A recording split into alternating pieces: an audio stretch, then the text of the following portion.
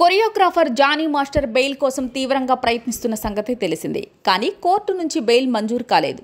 ఇటీవల జాతీయ అవార్డు అందుకునేందుకు రాజధాని ఢిల్లీకి వెళ్లాల్సి ఉండగా 4 రోజులు బయటకు ఉండేందుకు మధ్యంతర బెయిల్ కోసం రంగారెడ్డి కోర్టు అనుమతినిచ్చింది. కానీ ఇంతలోనే పరిస్థితులు జానీ మాస్టర్కి వ్యతిరేకంగా మారాయి.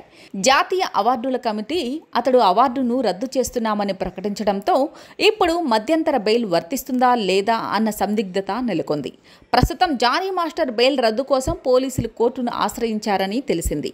కోర్టు ఏం చెబుతుందో వేచి చూడాల్సి ఉంది. ఒకవేళ బెయిల్ రద్దయితే తిరిగి జానీ మాస్టర్ని పోలీసులు రిమాండ్లోకి తరలిస్తారని చెబుతున్నారు.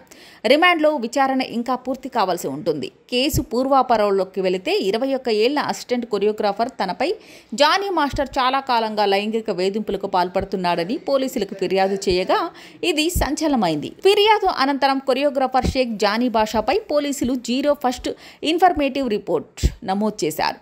ఇక 21 ఏళ్ల మహిళ కూడా కొరియోగ్రాఫర్ తాను మైనర్గా ఉన్నప్పుడే జానీ మాస్టర్ వేధింపులు ప్రారంభించారని పోలీసులకు ఫిర్యాదులో తెలిపింది.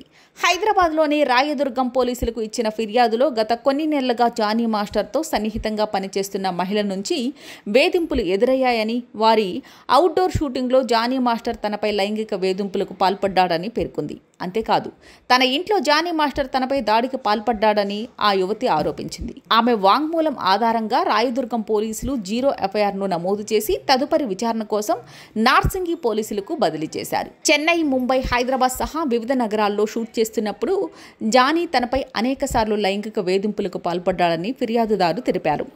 నార్సింగిలో తన నివాసంలో అతను తనపై చాలాసార్లు వేధింపులకు పాల్పడ్డాడని కూడా ఆమె పేర్కొంది. మహిళ నార్సింగి నివాసి కాబట్టి కేసు అక్కడి పోలీసులకు బదిలీ చేయగా తదుపరి విచారణ అక్కడ మొదలైంది. కానీ ఈ కేసులో ఆ యువతికి వ్యతిరేకంగా జానీ మాస్టర్ భార్య కౌంటర్ దాఖలు చేశారు. ఆ యువతి ప్రవర్తన తప్పుడుగా ఉందని, తన భర్తను పెళ్లాడేందుకు వేధించిందని ఆరోపణలు చేస్తూ కౌంటర్ దాఖలు చేశారు. ఈ కేసులో నిజాలు ఏమిటన్నది పోలీసులు విచారిస్తున్నారు. ఇటీవల రిమాండ్లో జానీ మాస్టర్ సదరు యువతిపైనే ఆరోపణలు చేశారని కథనాలొచ్చాయి. జానీ మాస్టర్పై ఐపీసీ సెక్షన్ 376 క్రిమినల్ బెదిరింపు, స్వచ్ఛందంగా గాయపరచడం కింద కేసు నమోదు చేసినట్లు పోలీసులు తెలిపారు. ఈ కేసులో మార్గనిర్దేశం చేసేందుకు సినీ ప్రముఖులు తనను సంప్రదించాలని మహిళా భద్రతా విభాగం, తెలంగాణ డీజీ శాఖ గోయల్ తెలిపారు.